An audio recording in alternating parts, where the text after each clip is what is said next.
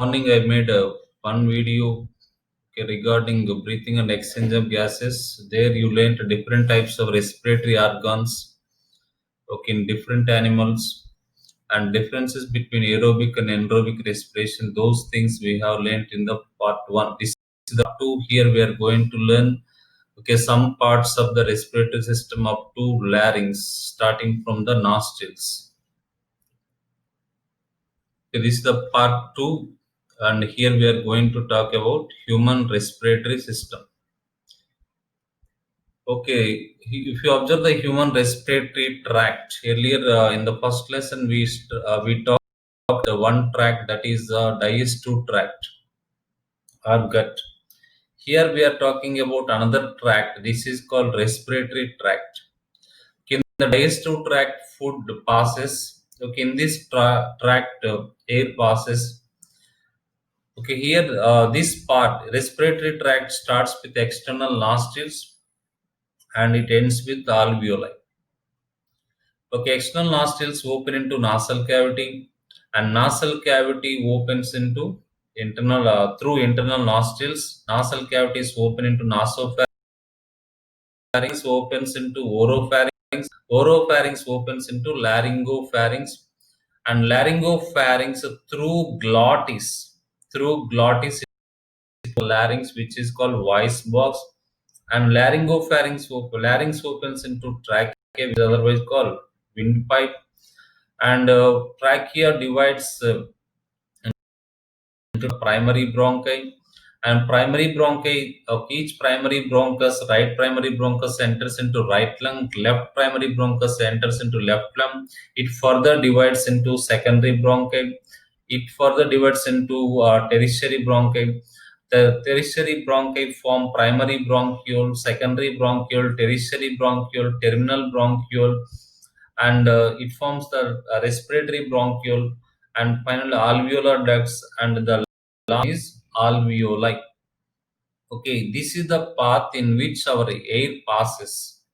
Okay, when you inhale, when you exhale, okay, during that inhalation and exhalation, or inspiration or expiration, air travels in this pathway. This is the pathway of air. Okay, let us start the first one. Respiratory system of man includes the some parts we discussed here. The first one is external nostrils. Okay, first we are taking that one, external nostrils.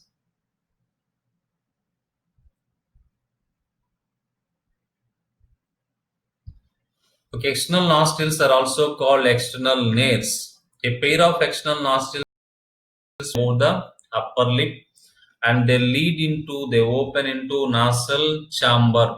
They open into nasal chamber or nasal cavity. They open into nasal chamber. The nasal chamber lies above the palate. Okay, nasal chamber lies.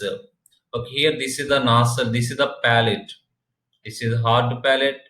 Okay, here you can observe the soft palate. Okay, this is present. Nasal cavity is present, especially above the. This is the hard palate. It is present above the hard palate. Okay, nasal cavity, okay, nasal chambers or nasal cavities, they present above the palate, above the hard palate especially. And the two nasal cavities are separated from each other by a septum called nasal septum. You can observe here, okay, there is a septum wall. Okay, the nasal septum you learned in the first year also, which is made up of hyaline cartilage. Okay, nasal septum is formed by hyaline cartilage. The two nasal chambers are separated by a wall called nasal septum. Okay, each nasal chamber, okay, there are a pair. Each nasal chamber consists of three parts. Okay, let us see what are the parts. Each nasal chamber has three parts. Okay, you can remember them as V, R, O. V here vestibular part, R respiratory part, and O is the olfactory part. Okay, each nasal chamber can be differentiated into how many parts? Three parts. What are they? V, vestibular part. R. Respiratory part. O. Olfactory part. Let us take first vestibular part. Okay, vestibular part has, this is the vestibular part. Okay, vestibular part consists of hair and sebaceous glands. What are present in the vestibular part? Okay, vestibular part consists of hair and sebaceous glands. What do? They prevent the entry of dust particles. The hair and sebaceous glands prevent the entry of dust particles into the body. Come to the next part. What is that? Respiratory part. It is involved in conditioning the temperature of the inhaled air. Sometimes we inhale hot air. Sometimes we inhale cool air. Okay, if this hot air enters directly into your lungs, okay, your lungs may damage. Okay, that's why the hot air temperature has to be brought to our body temperature. Okay, the air temperature has to be brought to close to our body temperature. Okay, that happens in the respiratory part. Okay, respiratory part helps in conditioning. Conditioning, it is nothing but like a air conditioner. It is conditioning the temperature of the air. Okay, how it conditions the temperature of the air? Here, water vapor is added to the air. That is called humidification takes place here. Humidification, you know, humidity. Okay, water vapor. Okay, humidification.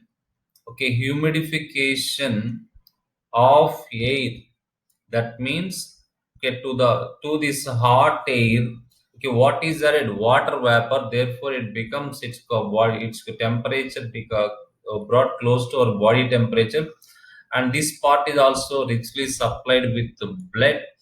Okay, it is involved in conditioning the temperature of the inhaled air. The type of, whatever the type of air that we breathe, whether it is a cool air or a hot air, its temperature is brought close to our body temperature. That means air temperature is adjusted. Okay, that happens in the respiratory part. This respiratory part consists of three thin twisted bony plates. It is a 2 marks question. What are concave? Okay, it has, this respiratory part has three, okay, bones are present here. You can observe here. Okay, this is the superior concha, and this is the middle concha and inferior concha. Like that, there are three bones are present in the which region, in which part? In the respiratory region. In the respiratory region, there are uh, three thin twisted bony plates are present. Okay, there are three, and they are thin and twisted bony plates are present, which are called turbinals. Okay, which is singularly called turbinate. Okay, singularly otherwise called concha, superior concha, inferior concha, middle concha. Like the three thin twisted bony plates, when air passing these plates, okay, its temperature is adjusted. Olfactory part. Okay, this olfactory part, you can observe here, olfactory region. Okay, it consists of olfactory epithelium. Its olfactory epithelium. Okay, olfactory epithelium consists of bipolar neurons. Okay, from this olfactory epithelium, one nerve arises that is called olfactory nerve. It is one of the cranial nerves. Okay, that's about the olfactory part, which is lined by olfactory epithelium. Okay, nasal chamber. Now we completed nasal chamber part. Now the nasal chamber opens into nasopharynx. Okay, nasal chamber opens into. Okay, this is the nasal chamber. This entire part, it which opens into the another part called nasopharynx. Okay, nasal chamber opens into nasopharynx through a pair of internal nares. Okay, this is a internal NARES. Okay, this is O, nostrils. Otherwise, we can say nares. Okay, the nasal chamber opens into nasopharynx through a pair of internal nares. Okay, these are external nares. Again, we have after nasal chamber, we have internal nares through which the nasal chamber opens into the nasopharynx. Okay, observe here. Okay, this is the external nostril. Okay, nasal cavity, and then followed by the internal nostril. That internal nostril is opening into the nasopharynx. Nasopharynx, and it is nasopharynx is located above the soft palate. It is present above the soft palate. Here we have soft palate. I will show you here. Okay, this is the soft palate. Above this soft palate, nasopharynx. Nasopharynx is present above the. It is present above the soft palate. Okay, nasopharynx is the upper portion of the pharynx. Earlier we learnt in the first lesson about pharynx. Okay, pharynx is commonly called throat. It consists of three parts: nasopharynx, oropharynx, laryngopharynx. Okay, this nasopharynx is the upper part, oropharynx is the middle part, laryngopharynx is the lower part. Okay, that's about nasopharynx. Okay, then we come to larynx. Okay, larynx is a cartilaginous box. That means it is made up of nine cartilages. Okay, you know brain. Brain is a cranium. Cranium is a bony box because it is made up of bones. Okay, larynx is not made up of bones. It is made up of cartilage.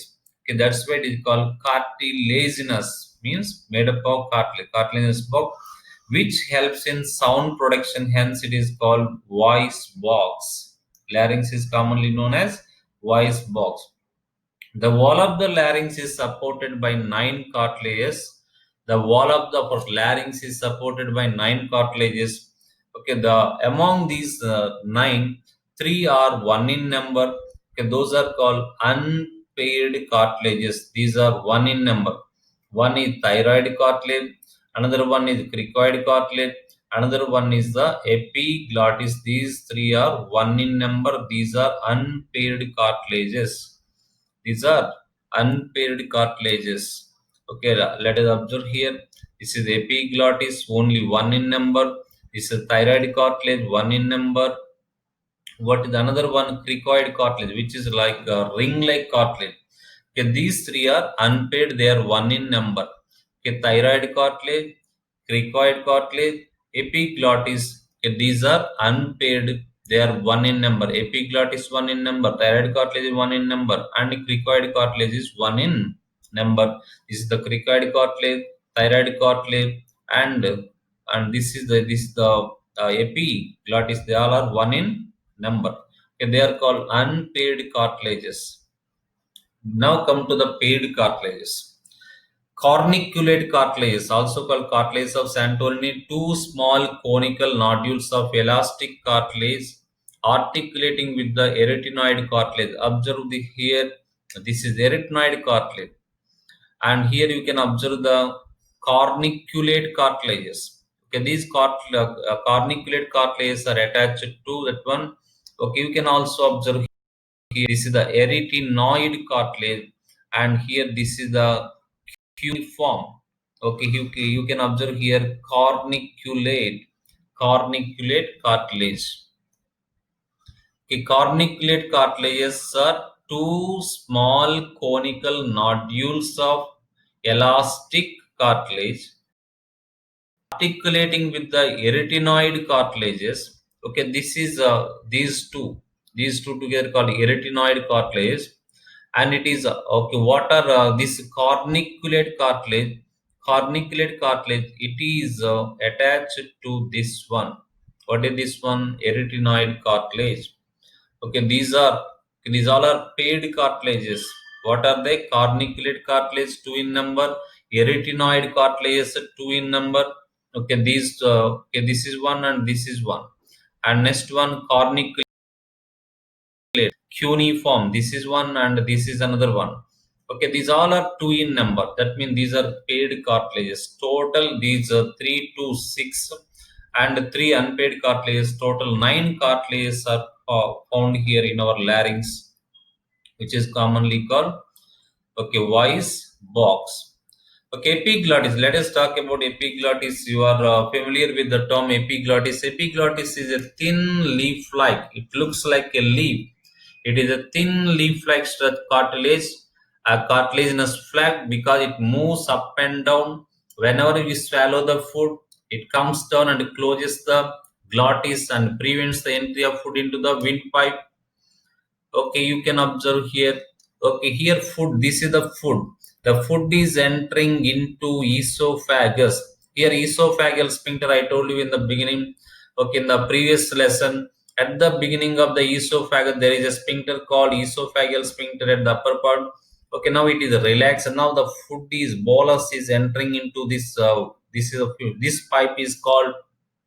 Okay, this pipe is the what do you call this pipe? Food pipe, and this is the windpipe. And now this is the epiglottis. Epiglottis has come down here.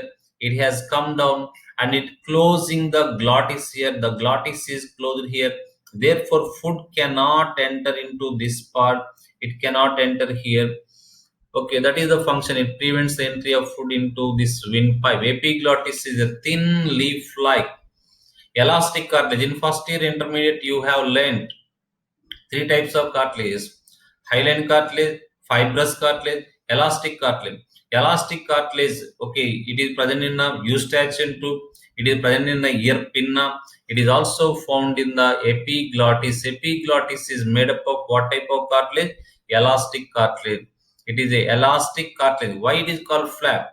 Okay, because you know birds flap their wings, they move up and down. Like that, it moves up and down. That's why it is a flap. Epiglottis is attached to thyroid cartilage. It is attached to thyroid cartilage. You can observe here. Okay, it attaches. Okay, this it attaches to epiglottis is attached to thyroid cartilage. It attached to thyroid cartilage. Epiglottis function. It prevents the entry of food into the larynx through glottis. Next one, vocal cords. The yellow elastic fibers which connect the thyroid and arytenoid. Okay, thyroid cartilage and arytenoid cartilage, those are called as a vocal cords. Okay, vocal cords, you are familiar with the term vocal cord or otherwise called vocal fold. The yellow elastic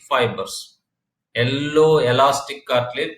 Okay, the yellow elastic fibers which connect the thyroid cartilage, which is the unpaid one, and arytenoid cartilage, which is the paid one. Okay, the connecting these two cartilage, there are yellow elastic fibers which are called vocal cords or vocal folds. Okay, when I speak or when you speak and when someone speak, okay, these vocal cords, vocal folds vibrate and sound is produced. The opening between the true vocal cords and arytenoid cartilage is called rima glottidis, a narrow opening between. For example, this is one vocal cord, this is one vocal cord, and here arytenoid cartilage is present. And here there is a space here, and this space, this is called as a rima glottidis. This is one vocal fold, this is one vocal fold, and this is the arytenoid cartilage. The space opening between the true vocal cord, this is a true vocal cord, and this is the arytenoid cartilage. This is arytenoid cartilage, and what is this one? Vocal cord. This is another vocal cord, and this space is called rima glottidis. What is this one? Rima glottidis. Okay, there are differences between true vocal cords and false vocal cords. Okay, between the true vocal cords are present between the the arytenoid cartilage, and here there is a thyroid cartilage, and here there is a thyroid cartilage. Okay, that means the vocal cords are connecting arytenoid cartilage, and this is the thyroid cartilage. Okay, they are present between the arytenoid cartilage and thyroid cartilage. Okay, these are present. False vocal cords are present on the sides of the true vocal cords. For example, this is the one true vocal cord, this is one true vocal cord. Okay, on the side here, false vocal cords are present. Okay, false vocal cords are present here on the sides of the vocal cord. There are false vocal cords are present. Okay, these are made up of fibrous tissue, non-keratinized stratified squamous epithelium is present here. Okay, non-keratinized stratified squamous epithelium. Okay, these are made up of mucous membrane. Okay, these are lower in position, these are upper in position. And rima glottidis is the space between the two vocal cords. The space between these are the true red card, these two true vocal cord, and this is the arytenoid cortium. That is called rima glottidis. And rina vestibule. Okay, rima, that is rima. Okay, rima vestibule. This is also rima. R-I-M-A, rima. Okay, the rima vestibule, space between the false vocal cords is called rima, and this is the rima glottidis. And vibration of these cords, true vocal cords, produce sound. That's why these are called during expiration, especially in sound production. That's why these are called true vocal cord. And these are okay. What is the function of false vocal cord? They cannot produce sound, but they can moist the true.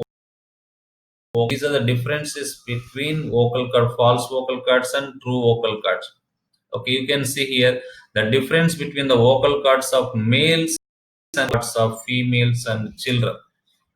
Okay, in males, vocal cords are longer and thicker. In females, vocal cords are shorter and thinner. And next one, why these are longer and thicker? Because of due to the effect of testosterone and androgen. Okay, testosterone is the chief androgen, and these are relaxed state, and these are in tight position. And they, when they become loose, this show movement. They show slow movement. Okay, when they become stiff, they show fast movement, and here they produce the low pitch voice. Here they produce the high pitch voice. Okay, low pitch. The voice in the males is low pitch voice. The voice in females and children is high pitch voice. Okay, therefore they produce. Okay, these vocal cords are position, and when they vibrate, okay, there is a fast movement here. Okay, that fast movement produces here a high pitch voice. Okay, here in males there is a low pitch voice. Adam's apple. Okay, males have got Adam's apple. What is the Adam's apple? Okay, you can observe here. This is a thyroid cartilage. In the middle of the thyroid cartilage, okay, on the ventral side here, there is a protrusion here. There is a protrusion. That laryngeal prominence is called as a Adam's apple. Okay, the mid ventral part of the thyroid cartilage, mid, and it is not the dorsal part, mid ventral part. This is the dorsal part of the body, this is the ventral part. Okay, this is the thyroid cartilage, and this is the here in the this is the dorsal side, this is the ventral side. Here there is a elevation. Okay, this mid ventral part of the thyroid cartilage forms a laryngeal prominence. That laryngeal prominence is called as Adam's apple. In males, vocal cords are thicker, vocal cords are longer, vocal cords produce low pitch voice. Whereas in women and children, the vocal cords are usually short, and they produce what type of sound? They produce high pitch sound, and these are shorter and thinner. In males, they are longer and thicker. Longer and thicker. Okay, that's the end of this part 2. Okay, next in the next part, we continue the remaining part of the respiratory system.